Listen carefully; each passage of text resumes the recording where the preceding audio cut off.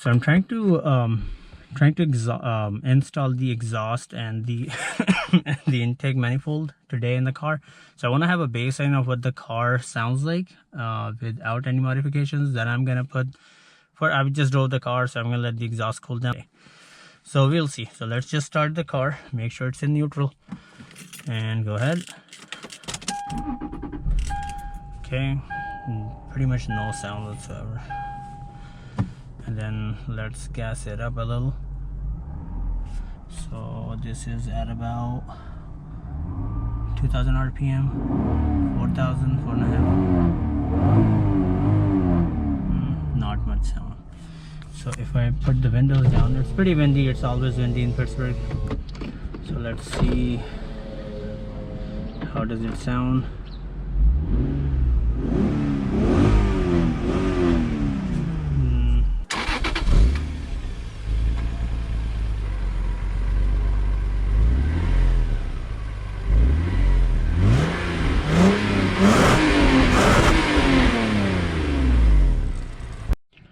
Alright, so after about 2 hours, the exhaust is done. Sound of the exhaust is a bit on the underwhelming side, but I do want to use the car to basically haul the family once in a while if I need to. So the cool thing is that the car, the baby seats do fit the child seats and everything. So that is nice. So I don't want a lot of drone and too much sound where the kids and my wife would complain. So that is why I went for an exhaust with no drone and basically not too aggressive of an exhaust, but it looks pretty cool. I'll show you the fitment in a second, but let's start it up with the windows closed and see what do we hear. So that's the startup. Let's make sure it's in neutral. So let's rev it out a little bit. That's between 2 to 3 rpm. Let's go up. I think that's way better than what I had in stock, the sound that I had with the stock exhaust. With the windows rolled down, let's try it one more time. 2 to 3 rpm, all the way up. It doesn't get too loud like this. So the exhaust I had in the Civic, it got way louder, after 5000 rpm, but that was because probably it had VTEC. So with the timing getting changed and all that, and the way the car got more aggressive, I think that had to do with the exhaust sound as well. So, and I really want to see how the intake is going to sound, because now I'm hearing a lot of sound from the back, but there's nothing. The engine is you can't even hear it. So let's actually go check the fitment real quick.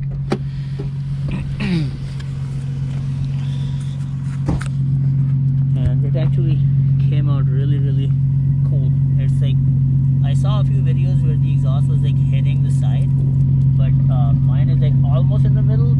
It's at least not touching anywhere. I know it's a bit to the left, and I messed with the hangers a little bit, but I'm cool with this.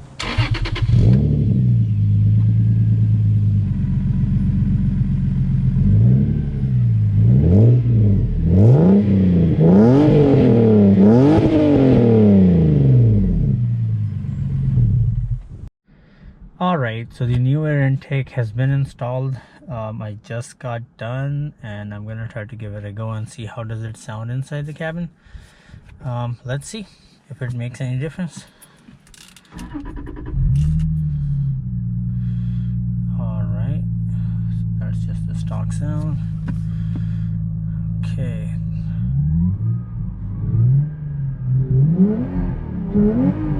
I can definitely hear a little bit more of the intake. I can't wait to go watch the other video, the first one.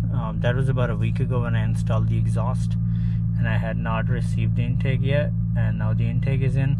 So the funny thing is that with this exhaust, the Revolution RS, if you keep the car between 2 to maybe 2.5 rpm, it does not drone at all. But after 2.5 rpm all the way to about 3.25 rpm, about 70 miles an hour, 75 miles an hour actually, it does have some drone. Nothing too bad, but if you go up to 75 or 80 miles an hour and it's a little above 3.5 rpm, you're not gonna have any drone whatsoever.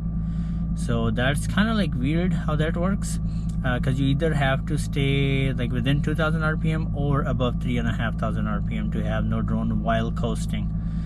I mean, yeah, not a big. I drive at around like 75-80 miles an hour anyways, so that's not an issue at all. Just wanted to mention it out for somebody else who is actually interested in buying one of these.